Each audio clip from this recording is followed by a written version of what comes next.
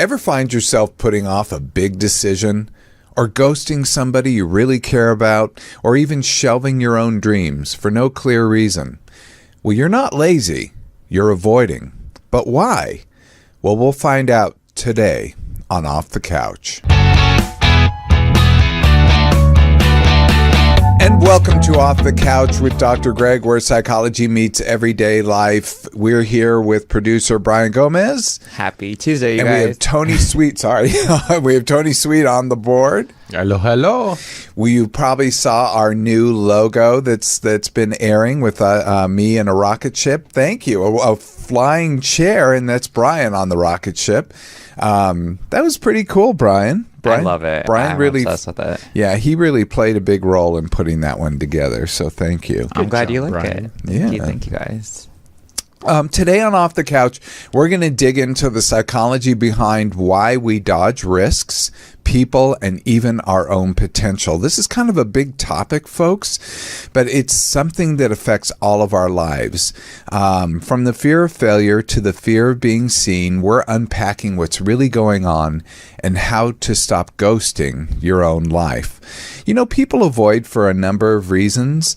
They may not want to take risks. They may not want to follow their dreams because maybe the dreams won't come true, or maybe they will come true, and who knows what that'll bring.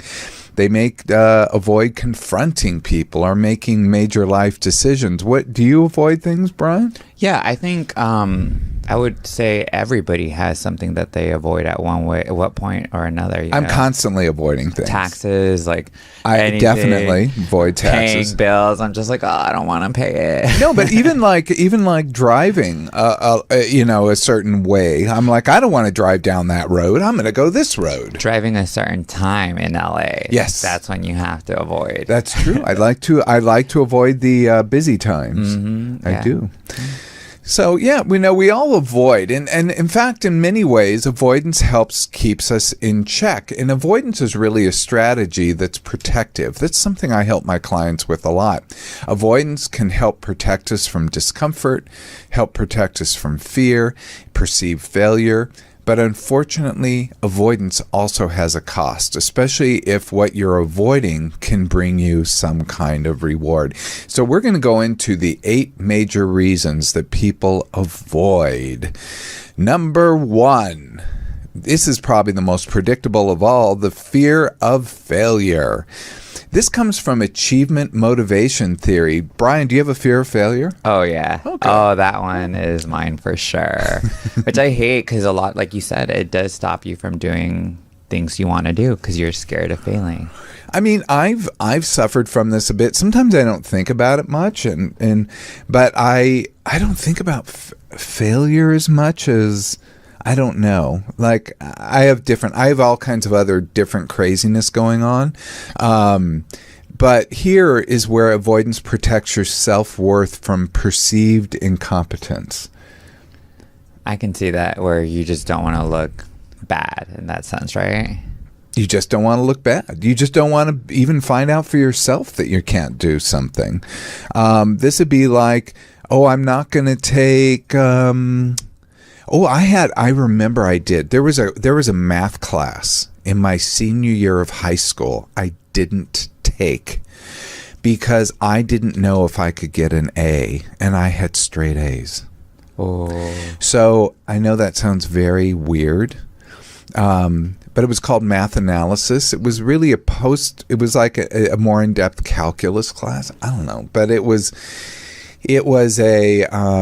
I decided... I had such a clean run.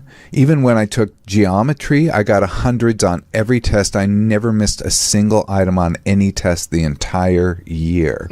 Can you imagine that? No. No. But that set me up for a fear of failure, which to me, I was defining failure as getting a B or an A minus even. So how weird is that? That is, because some of us are just striving for that B. No, I mean, it's embarrassing to talk about because I think I deprived myself of that just because I didn't want to have I didn't trust myself to be able to excel in that class or to just accept the consequences, like BFD with your high school GPA. Who cares? Yeah, I'm really bad at catching. So any sport that I have to catch something, I'm like, no, I'm going to sit this one out because I just know I don't want to look stupid, you know? That's yeah. I just tell them up front, I can't do a thing. Tony's an athlete, but Tony, you don't have fear of failure when it comes to athletics, I take it.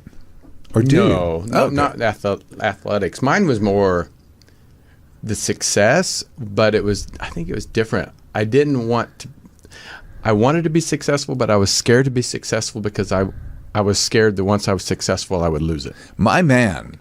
That actually, Questlove, who's a musician who also does documentaries, and I was listening to an interview of Questlove. He was doing an interview on Sly Robinson, Sly and the Family Stone. Mm-hmm. Oh, yeah. And he was fascinating to listen to because he talked about that exact thing, which is fear of success. And he talked about how it's really prevalent in the Black community, but it's prevalent in communities, in fact, where if you stick out, you're going to be a target. Yeah. And he talked about that for himself. He talked about that for Sly, and he talked about that in general in the community. So I thought that was a really fascinating discussion.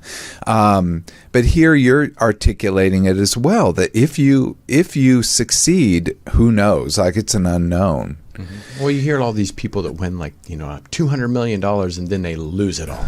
Yeah. It was a fear. I was like, okay, what if I, succeed and then all of a sudden I lose everything and then I'm back to where I was. So might as well just stay here and be comfortable. Well, and I would usually say, oh, come on, that's not a big deal. At least you had it for a short time. The research around that actually is that people do. It's easier to go up, of course, than it is to come down, and that when people rise up, they often do have more negative psychological effects from coming back down. Right. So losing things actually does affect people in a very strong way. Yeah. I was scared that I would lose myself with success, that I wouldn't be able to handle it, and I would get hooked on drugs or become an alcoholic or something, just something that it would be too much for me to handle. That was my fear of success, that I would lose myself in it. Wow, that's really interesting. Well, not starting a business to avoid a risk of it failing, I think I've actually been there myself. I did, in fact, start my own practice, which I never thought I'd do. And that ended up being successful, but I thought this is just going to be a side project. And then that ended up being my full-time job. But then I tried to think about other projects I could do. To me, it wasn't as much the risk of failing as much just it was a time suck. I couldn't do everything. And do you guys think it changes over time? Because when I was younger, I used to thrive on fear of stuff, where if I felt I'm a little scared or nervous, I'd be like, you should do this, you should do it now, and push myself to do it. And now I'm I overthink everything, and I'm let's make sure this is the right decision. And I don't know if it's just a getting older thing, because I almost got a tattoo that said don't think twice. And did you think twice about that tattoo? I thought twice about that one. That was a good judgment, Brian. Very good. Yeah. So good. You are maturing. I am maturing. I'm growing up. Okay, yeah, and I think that's probably the biggest one for a lot of people. Let's go to number 2, cognitive dissonance. Man, we give this term a lot of play, especially now in the world. Theory, cognitive dissonance, this came out in 1957 by a man named Festinger. Actually, I'll have all these links yet again in our show notes. But avoidance of information or action that challenges identity or beliefs. So let's explain cognitive dissonance. Basically, when you have two opposite or competing beliefs, and it could be based on experience versus your prejudgment, let's say, or it could be that you take on the beliefs of one person, but then you also have your religion telling you a different thing. You could have these competing beliefs. Cognitive dissonance is this process where they're dissonant and they have to resolve themselves. So once you resolve it, that's going to go in a direction. That's actually scary because we don't actually know how it will resolve. Essentially, one idea may win or you somehow bring them together. Usually it's one idea wins. You resolve the belief that way. An example would be avoiding therapy not to confront uncomfortable truths. I actually have a lot of people that I've talked to over the years who say, I don't want to go to therapy because I don't want to, actually dive in. That's a pretty insightful person who can say that, number one. Because usually people just say, I don't want to, everything's fine in my life. And maybe it is. But that's what I hear generally. But avoiding therapy not to confront uncomfortable truths is really scary. And that's why it's so amazing to me when people do come in and they're scared. They don't want to confront uncomfortable truths, but they do want help. And that to me takes guts. Yeah, and I also think it's a big part of like us admitting to that we need help, that we can't do it our own, all on ourselves. Handling our own life by ourselves. Oh, you mean therapy? Therapy, yeah. Yeah. But what about, do you have like beliefs? Have you had to resolve uncomfortable beliefs where you thought one thing and then had to resolve that? It happens all the time, actually. We don't think about it much. I don't feel that much of that in my life because I feel like growing up, like my childhood, we didn't have like these strict beliefs instilled in us, even religious wise. It wasn't forced into us or anything. Like we kind of stopped going to church at a certain point, which was nice that we were kind of pretty just free to do whatever we wanted. Our whole thing was, it just felt like I had to do something successful, that like my parents didn't come over here just for me to do nothing, and doing nothing was the scary part. That's why I even left Texas, because I felt like I didn't want to do what everybody else was doing there. I felt like I had to do more, So being a child of an immigrant, I feel like I have to do so much to live up for that sacrifice. Well, how interesting. Yeah. So, well, good for you. So you did confront something. You didn't avoid. You actually went towards something. I guess I have been doing everything to build up that resume. Well, that's great. I think that's pretty wonderful. What about you, Tony? Any kind of competing beliefs? I think mine was the religion, like we talked about. Even though I grew up in the Bible Belt, Kansas, I also didn't grow up in the church. My parents didn't make me go to church. I chose to go to church on my own later. And so I even would ask ministers about, the gay thing and, all this stuff. And he was like, well, you can make more of a difference on the inside than you can the outside. So keep it to yourself, even though I didn't.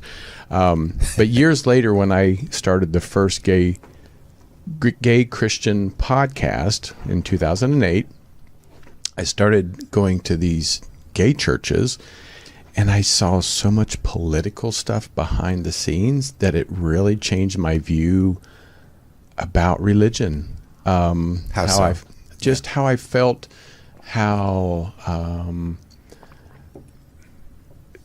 to me, a lot of the behind the churches was talking bad about everybody, and the lesbians talking about the gays talking about the lesbians, or this, and it just didn't feel right to me. And then of course now you see in politics with the nationalism of Christian nationalists and all this stuff. It's changed the way I feel about religion. So it took many years to come to terms with what I was taught, even though I didn't grow up in it. But I think it also gave me an open mind to be open to other ideas than just the Bible and Christianity and all that stuff. How interesting. So once again, experience helped change your mind. Oh, for sure. In your and direct age. experience. And age. It doesn't age help us in so many ways. I love it. Who knows? For me, I was thinking a very key way that this helped was in confronting my own prejudices. And this happened, I grew up in I grew up where I grew up, a little beach town that was as wide as can be, and everybody was sort of exactly the same. The only diversity was, are you Catholic or are you Protestant? Right. And then, or there was the occasional Jewish person. And we had people Asian. We had different races, but it was just everyone was so homogenous where I was from. It just seemed like one big, homogenous milk, homogenized milk. And nonetheless, so when I first went to UCLA, and I was confronted with different people from all over the country, all over the world, who had different belief systems, and I had to really confront that. I moved to New York City. That was like one big confrontation fest. And especially being from California, I had to deal with the culture of New York, and I had to deal with my own prejudices about them. And I would be confronted with their prejudices about me for being from California, and the way I did things, like, waiting my turn and being very, polite. Didn't always go well in New York. And then I went down, I got, of course I went to school in Texas, and and that's has a very big Southern influence, and it's a different world down there too. And I had to deal with my own prejudices about Southerners. And that was something I had to deal with, and to say that I could see that people could hold beliefs sometimes that I very much disagreed with, but I didn't see them as bad people. Yeah. And that was really helpful to me. And I had to, so you go through these cognitive dissonance, you take these prejudgments and you have this experience, and it does help you to reformulate your belief system. So it's actually a good thing, but I put myself very intentionally in these sort of circumstances. And I really did. When I went to Texas, one reason I went to Texas is because I don't know this part of the country. I really have to understand this part of the country. I have to understand people and be challenged a bit. And it was helpful. It does. I feel like it does help, because the same thing with me. I had a culture shock when I moved from San Diego as a kid, my 8th grade year, to Texas. Oh, right. To where I grew up really white, and the school I went to and the area I was in was probably just like a handful of white kids that were there. It was completely different. I had heard of a fight once in middle school, heard of it. When I moved to Texas my 8th grade year, there was fights every day. It's something I had never seen. Every day. Every day we had to wear uniforms. It was and I thought I was going to be riding horses to school. Like, that's what my mentality was going to Texas, that I was going to ride horses to school, and I was going to be like, super country and stuff. Yeah. But a big culture shock in the best way, like you said. Yeah. And I actually really appreciate all of that stuff. So sometimes cognitive dissonance can be a good thing, but it is something people fear because they don't want their beliefs challenged. Right. Okay. Number 3, social rejection and judgment. I feel like this is a universal one. None of us like rejection. None of us like rejection at all. This is the fear of disapproval or being different. We get this one big in elementary school. And avoiding paths. Is that how you say this word? Why am I tripping on paths that risk alienation? So people will want to, do the straight and narrow. I think this starts like when you're in 6th grade, at least for me, when you're like, what? Everyone has this type of shoe. I have to have this type of shoe. Oh my God, everyone has these type of pants. They have these type of pants. Mm-hmm. We all wore the same, like, in my years, it was a lot of surf wear, because, again, I grew up by the beach. And so you would have these surf wear labels that everyone wore, and they all wore it a certain way. And then when I got to high school, preppy was big, and we all, conformed with the preppy style, and Ralph Lauren and Izod and all these crazy things that we were very status obsessed with our T-shirts and pants and different things. So that was all to avoid social rejection and judgment. In fact, I remember kids making fun of other kids who did not conform. No, I remember when I moved from San Diego to Texas, I had long curly hair to like right here. It lasted a year. I took it off. I was like, I stand out so bad here. Yeah. You could tell I was from California right instantly. Look at that hippie over there. Literally.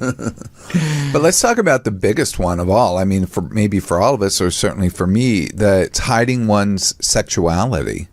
A lot of people keep their sexuality under wraps because it's a guarantee of rejection by like church, family members who you already know in advance have issued many negative decrees about sexuality and how much they hate X, Y, and Z type of person and that they don't have the right to exist, etc. Hearing it from teachers, hearing it from your fellow students, you learn to keep it under wraps just to protect yourself, going back to that issue of protection. And that is to keep you from being alienated from others. Another one, though, as an adult, I think, is hiding one's true passions. Hiding one's true passions, and this is, we see this a lot. And I've dealt with people like, I've had clients who became physicians because their parents wanted to become a physician, and what they wanted to be was an artist. I've had, people who, and they tell me, and they haven't like told other people, because to them it's a bit of a shame. Like people would say as an adult, why didn't you just do it? You're an adult. But people will often follow those predetermined paths from other people. That's crazy that a lot of people do go out into the world and do a life for their parents and not for themselves. In fact, we're going to talk about that a little bit more later. I was not like that. Yeah, thank you God. were a bit the rebel. I was like, I'm out of here. See you guys later. And if you don't want to see me later, that's cool with me. I was the same that way. I was out of there, and I joke that I rebelled by going to college. I was the first one, the only one. Yeah, and my family too. Well, I wasn't the only one, but certainly there many others have gone. But my mother said, no, you can stay home and go to the community college. So she was supportive of that. My dad actively lobbied, don't go to college. What was his reason? Losers go to college, people that think that... What did your dad do? He was real estate. He did real estate and loans. I hope if you're listening, Dad, this is, this is a conversation that happened. He had a bit of a disdain for people who went to college. I don't know that he still feels that way, and he said now that he is proud of me. Aww, so he's certainly adapted. Maybe his cognitive dissonance, he could see it wasn't so bad. Yeah. And he had other kids who went to college and graduated, and so he certainly was, and he went to my graduation. So it's not like he wasn't supportive once it happened, but he did advise me not to do it. And I was like, I'm out of here. I'm going to college. Like it was my out. So I'm glad you didn't listen to him. Me too. But I also like that he had his own cognitive dissonance resolved, to be able to support it. So that's good. Yeah. Nice. And one more, if I can just put in about social judgment, because I see this in my practice, there are certain issues that people feel so troubled about bringing out, and it causes them having trouble seeking help. And that, one might be like a lot of people I've talked to, that they have feelings that they are in fact a trans individual, but they live and work in the body of, the assigned sex gender that they're given, but they wish that they could become more public or more out, but they don't because of rejection that could happen. Environment right now, and especially now, yeah. So I mean, that's all very tough. It always strikes me that the people who do come out, who really go against the forces of the tides of society, are often the bravest and the toughest. Number 4 now. Number 4. This is intolerance of uncertainty. Oh my God, I deal with this a lot in my practice. A lot of people have trouble with uncertainty, especially highly anxious individuals. So you have high anxiety over the uncertain outcomes leads to avoidance. Actually, anxiety and avoidance go hand in hand. When the anxiety goes high, we tend to avoid. And then when we bring down anxiety, we feel better about approaching. but people who are highly anxious tend to avoid a lot. And their biggest fear usually is uncertainty, not knowing what's going to happen. And let's face it, we have to embrace uncertainty. We don't really know what's going to happen. We don't know what's going to happen tomorrow. We don't know what's going to happen 2 weeks from now. We have a plan, and probably it'll be about the same as we expect. But something different could happen. We just don't know. Like an earthquake. Some people don't want to live in LA because they're afraid of earthquakes. That's uncertainty. And so be it. I remember living in Texas and someone said to me, in Texas, we know when a hurricane's coming.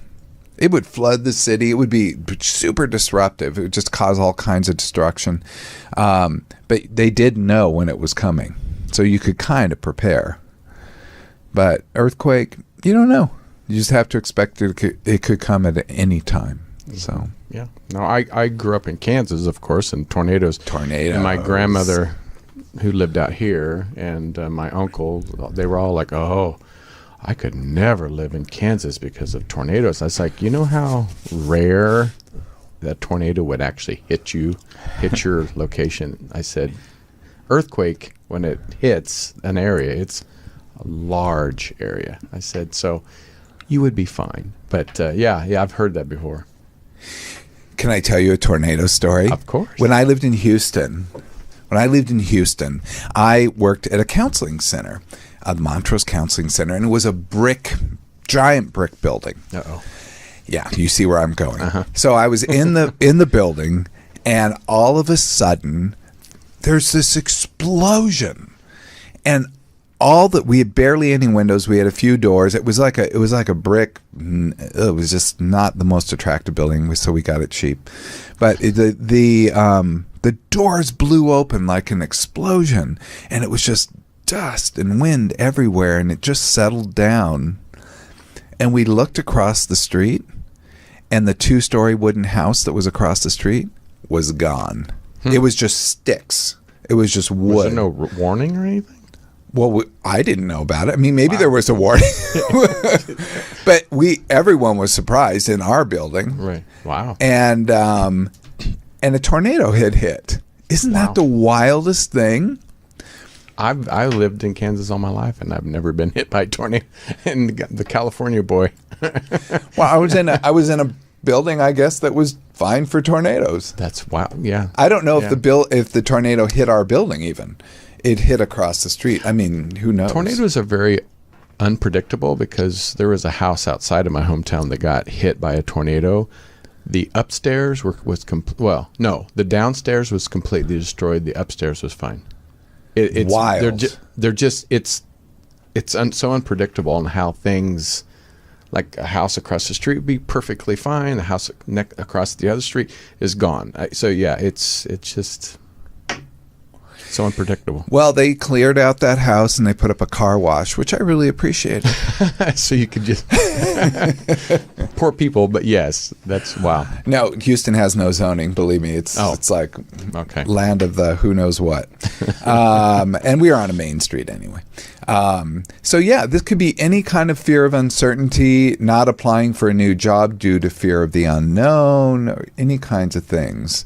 You don't have anything like this, Brian? You embrace uncertainty? I think you do. I don't like uncertainty, you don't so like I it? try to make decisions to stop that uncertainty. Oh. There was something going on. Remember the old house I used to live in? It became a whole rental situation it was like 2 weeks that we were going back and forth, and I was like, I'm moving out right now. Like, I just don't want to be in the limbo. I don't like not knowing. I would rather have as much control as I possibly can. Well, see, there you go. Yeah. Yeah. Now, I'll sit in uncertainty for a while, sometimes to my own detriment. Which could appear indecisive, but I remember I was trying to negotiate a deal for something once, and unless this one thing was included, I didn't want to do it.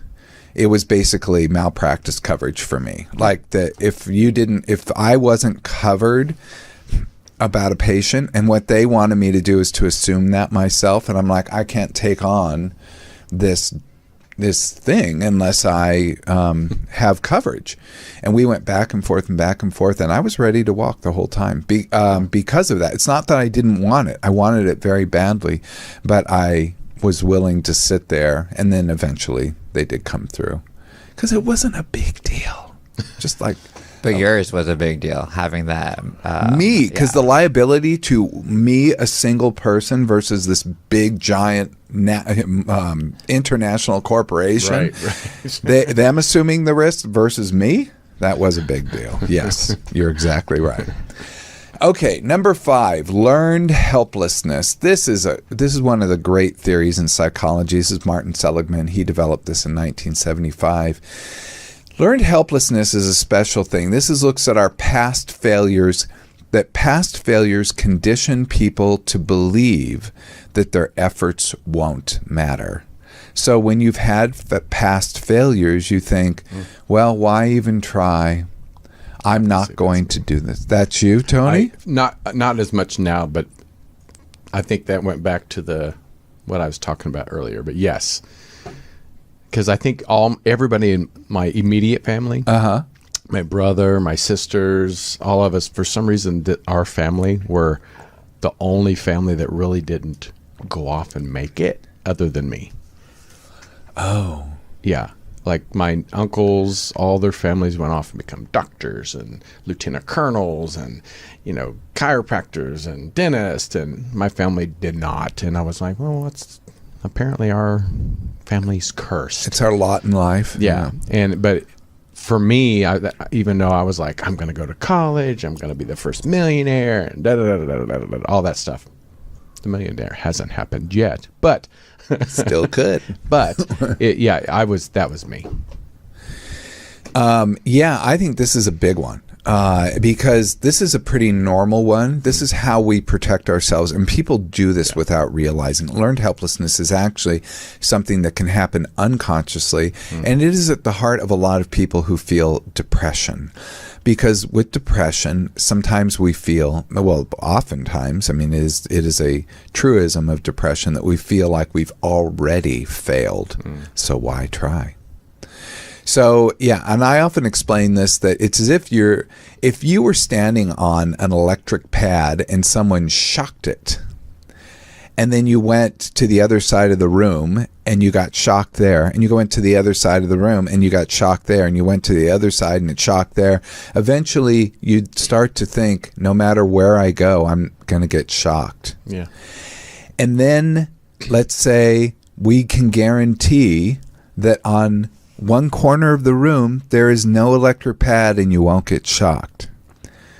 The person could get to the point where they're like, well, I don't believe it. It won't happen. I'm going to get shocked no matter where I go, so I might as well stay here. And that's really sad. That is learned helplessness. Damn. And we've proven this on animal models. It's really sad when you see it. I read something recently about that in animals, and I'm like, oh. Yeah, animals learn this too. This is just built into us as human beings, that we learn to avoid pain. And for protection. That's exactly right. A lot of people too don't know that learned helplessness can happen with jobs.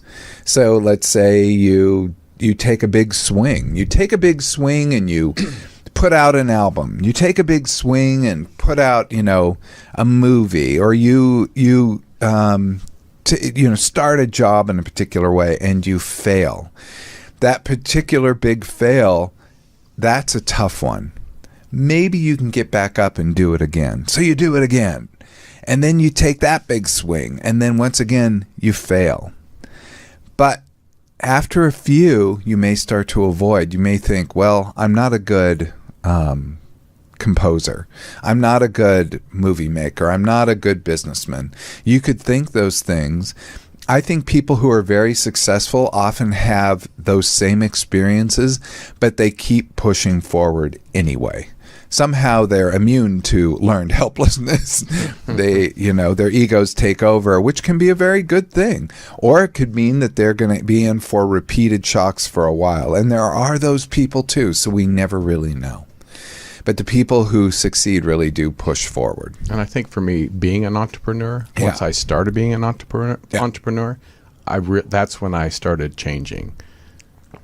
Even though I had some failures, I'm like, oh, I can continue and move forward, or, Good for you. Go down this path, or I decided like, oh, maybe I do deserve this or better than this. So yeah, but again, age. And do people do that with dating as well? Yes. I think this is a big one with dating, that a lot of people will hold back from dating because they've had their heart broken.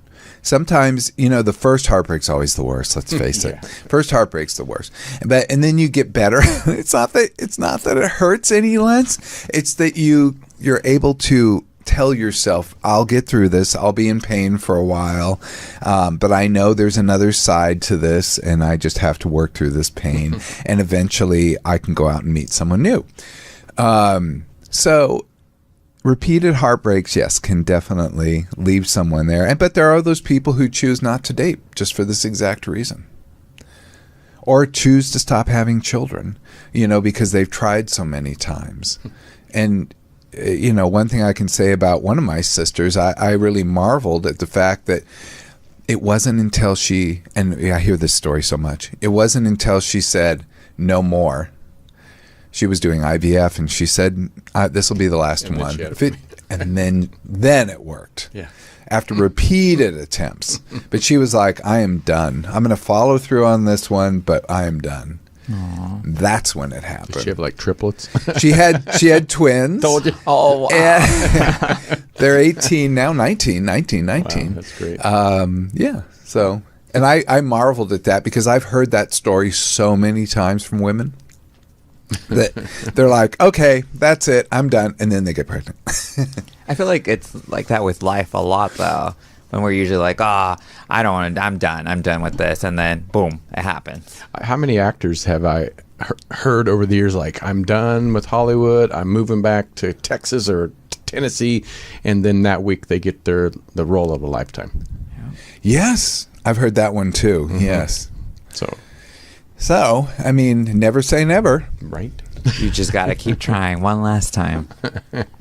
Well, to follow up on dating, here's number 6. Ooh. Number 6 is attachment avoidance.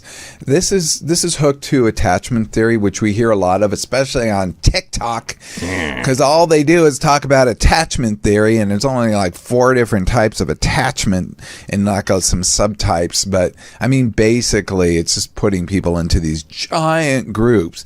But there is a group of people who tend to want to back off from attachment. They don't want to be with someone, so they kind of try to stay away from it. These are often the fear of being smothered crowd, that they don't want someone to get too close or to smother them or to hold them back. So they can maybe entertain a relationship for a short time, but then once it starts to get too close or too heavy, or that, let's move in together, these people can back off in a fast and big way. And what usually causes somebody to have that? Well, Brian, now that you've that could be usually it's from an earlier trauma in their childhood, and I say trauma very lightly. I mean because it could be their own parents. It could be the modeling of their own parents, what they do. It could be that their own parents were not, good mates in front of them, that they actually saw that this doesn't work well. It could be that they're raised by a single parent and don't trust, and they say their mom didn't trust people, so they don't want to trust people because that's how their mom operated, and that just sort of becomes part of their own belief system as well. We can go down many different causes. It could be caused by, having a really bad relationship or some bad experiences, but it is often due to something external. I don't know if there's any biological basis to this, but I'd be curious about it because people with attachment avoidance typically have higher anxiety, which we do know has some biological basis to it. So I would look at that. Thank you for that. But also people who are too clingy typically have anxiety too. So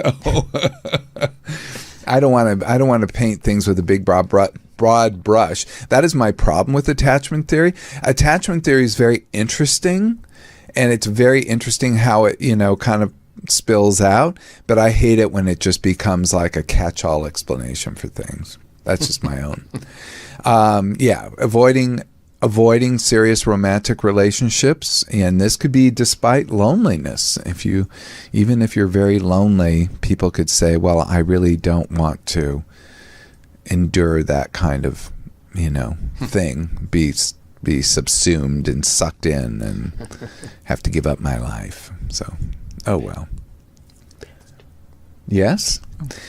Okay, number 7. We're almost done here. Psychological reactance. What's that? I shall explain. It's really reactance, we call it. But so reactance theory, that was Brehm in 1966. It's avoidance as a form of resistance when autonomy feels threatened. Brian, this is exactly what you were saying. Like a parent could put an expectation on a kid, and the kid says, hell no, I'm going to do my own thing. Tony, sounds like you practice psychological reactance. Mm-hmm. Yeah. That you did your own thing. Yeah. Despite your parents' career expectations and perhaps wanting you to stay there. I don't know if mine fit in there. They certainly thought it was weird that I became a psychologist, I think, at first. Now they're quite used to it. But I do think that was an odd choice for my family. But I was so dead set. It was so funny. I look back on my life and I think, I wish I had... I wish I hadn't tooled around so much and screwed around so much, and I'd just taken a straighter path. But everything brings us to where we are now. Yeah, that's the way I feel. Same. I sometimes look back and I'm like, oh, I could have done so much better in school. That if I just tried, Yeah, but you look at me. I'm actually regretting that I didn't allow myself to fail more. Because I had to have my straight A's. I mean, I did have fun, so the fun was worth it. Well, I will say that when I got into college, I went to UCLA, and I said, well, grades don't matter anymore because I'm not going to graduate school. Famous last words. And that did probably prevent me from getting into some graduate schools. Wow. I certainly got some rejections, and certainly got rejection from the number 1 school I wanted to go to. How did that feel? I was very upset. But I did well at number 2 and 3, so I was okay. All was good. Okay, and number 8, self-handicapping. This is holding yourself back. This is avoiding effort to protect your ego from failure. This is actually one that happens a lot, and nobody knows it's happening. So this is somebody who just doesn't do something, or they don't prepare for a test, so their performance doesn't feel like a true failure. Let's look at that for a second. Like, if you don't study for a test and then you don't do well on the test, then it really doesn't mean anything about you as a person because you just didn't study. As opposed to if you did study and did poorly on the test, then you'd know that you screwed up. Does that make sense? This is literally self-handicapping, and people do it all the time. Yes, but I still would blame myself and would still feel stupid even if I didn't study and it was like my own unpreparedness. I would still, that failure would be like, wow, you're really stupid. Well, I would hope you don't call yourself stupid. No, I've worked on it a lot more, but I would be hard on myself if I didn't perform a certain way or didn't, do something, or if I messed up. Messing up was like my biggest pet peeve. That's where I would shred myself. Oh, you don't allow yourself to fail? No. Oh, that's I've worked hard. But it's, if I, even spilling a cup of water, it would be the end of the world for me. Yeah. I hated making mistakes. Wow. Even spilling water. I remember one time I left a cup on the refrigerators that had pour water directly. I left it so I could fill it up and do something else meanwhile. And I left my house leaving it there, and my roommate called me and she was like, are you here? The cup is here, it's completely filled, but it didn't spill or anything. But what? I was beating myself up on the way home because I was like, I can't believe I left the cup like that. It could have spilled everywhere. Yeah. Oh. Yeah. I've made such bigger mistakes. I know. I would definitely was not that. Yeah. I worked a lot. It's been years in progress. So, but yeah, that's how I would beat myself up for little mistakes. But that's nice. It's nice that you're recognizing this and something to work on. And what I would encourage you to do, something I do in therapy, is to judge the act versus you. So with the cup in the refrigerator, say, wow, that was a stupid thing. Yeah, that was a close one. Not I'm a stupid person. And that next time I'm not going to put the cup in the refrigerator water dispenser without standing there and watching it. And then that becomes a learning experience. But if you judge yourself as stupid, then you have to deal with your own cognitive dissonance. Like, okay, either I take on this stupid belief and become a stupid person everywhere, which I hope you don't do, or you just keep beating yourself up in the hopes that you'll get back to thinking you're smart when you're just a human being. Well, the thing that helped me was whenever I get into that moment of something of a mistake, I talk to myself internally as if I was a little kid. And like, that would be horrible to talk to a little kid the way I usually would talk to myself and to shred myself to pieces. Like, you wouldn't say that to a child, So that's kind of helped me a lot in the way where I'm like, oh, you're a little kid. Let's just be gentle, and it helps. It does help. I never taught. That is a device used in a lot of therapy that I don't use. That I don't know why. I talk about compassion for yourself, etc. And one way to be compassionate for yourself, I always think, is to imagine yourself like as a 10-year-old kid or an 8-year-old kid, and would you say these same things to that person? But the inner child stuff, I don't know. That's been a shortcoming of mine, I have to say. Yeah, I don't call it as like my inner child. It's just like I would never speak to a little kid like that. Oh, like good. That would be heartbreaking to hear somebody talk to a child in the way that I would talk to myself mentally.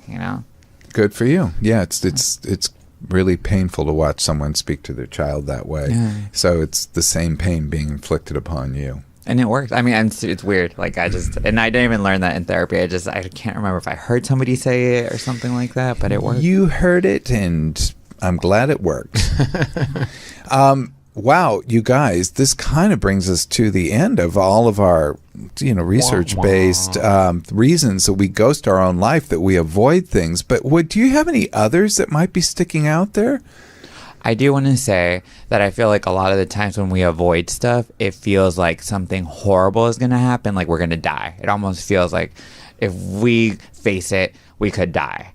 But nothing ever happens like that. So let's talk about Mauer's two-factor theory, just to tell you about how avoidance works in that particular way. So Mauer's two-factor theory is basically our learning is based on both classical and operant conditioning. Classical conditioning it's sort of something that let me go back. It builds anxiety, and the operant conditioning is the reward system or punishment system that follows. So basically, if you are afraid of something, if I'm afraid of a coffee cup, I'm holding a coffee cup, and I'm afraid of it. As I put my arm out to touch the coffee cup, my anxiety will get higher and higher and higher. And then if I'm able to hold the coffee cup, my anxiety will get high and eventually start to peak and come down. That's what we call exposure. If I don't have a negative experience, then by taking away the negative experience I was thinking, like the coffee cup would shock me, to go back to that'll be a reward for me. We call that negative reinforcement, believe it or not. That's you're taking away the negative punishment. Oh God, no, negative reinforcement. You're taking away the bad thing, and that's why it's reinforcing. People think negative reinforcement is a punishment, like swatting someone. It's exactly the opposite. You're taking away the punishment. So thus, you're taking away the negative stimulus, thus you feel better. I'm sure nobody is following this. But the bottom line is, all I know is I want a spanking now. I'm not sure if I'm going to get a spanking or not at this point. As you put your hand closer, the anxiety goes up. As you hold it and nothing bad happens, the anxiety goes down. And then you'll learn that coffee cups aren't scary. And that's what you do through exposure. That's what you do through exposure. There we go. But what can happen, though, is that if I never reach out to the coffee cup, then I can avoid that anxiety. But I also don't get to learn that coffee cup is not scary. So I'll just maintain the belief that coffee cup is scary, and because I don't want to have to face the uncertainty of coffee cup shocking me. Does that make sense? And that is at the bottom of all avoidance right there. So just the fear. It's the fear. That's right. So these are all forms of fear that we've talked about. They're all things that we have trouble with. We had fear of failure, fear of rejection, discomfort with uncertainty or fear of uncertainty, trauma, learned helplessness, and we had threats of identity and autonomy. That was the reactance. We've had all these different things we've talked about, but they all come down to that one process that people don't want to face something that's really scary. And sometimes that's a good thing. Sometimes I'm like, I'm not going on the 405 at 5 o'clock in the afternoon. That is a freeway here, folks, and it is a crowded one. But 5 o'clock in the afternoon, not good. But if I can get on the 405 at 2 p.m., I'm going to have a much lighter commute. Mm-hmm.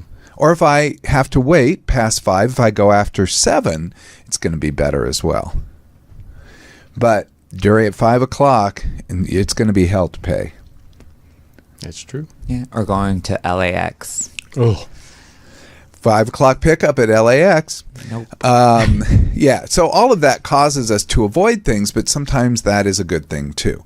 That's protective. But if we have some important we want to pick up at 5 o'clock at LAX, we brave it.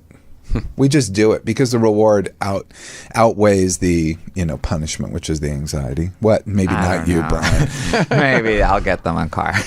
Avoidance is protective, but it's also limiting. And if you can embrace that, you can understand. Awareness is the first step to change, and that if you can start to embrace what it is you're avoiding, you're going to have a richer and fuller life. And to say that you can make better choices about not avoiding, or that when you do avoid, you're doing it for the right reasons. I like that. So use this framework that we talked about to understand yourself and others, unlock motivation and healing, and challenge your avoidant patterns. Remember, avoidance in general is a short-term fix for a long-term problem. Well, thank you so much, Tony. Thank you so much, Brian. Thank you. This has been really great. Remember, if any of this hits a little too close to home, that's good. That means you're ready to stop running, that we can all start to embrace things. Avoidance might feel safe, but it's costing you more than you think. But the good news of awareness is the first step toward change. I did say that. Thanks for joining me for Off the Couch. If you found this episode helpful or uncomfortable in the best way, share it with someone who might be ghosting their own life too. And until next time, face it head on. That reminds us I'm going to remind you to please like, subscribe, give us 5 stars. Links to these, all these research items that I told you to, or links, or at least the bibliography is there in the youtube.com/Dr. Greg in the show notes. Also, if you have any questions or topics, hit us up at Ask Dr. Greg. This is Dr. Greg, Brian, and Tony bidding you farewell. Until next time, be present, be flexible, and be kind.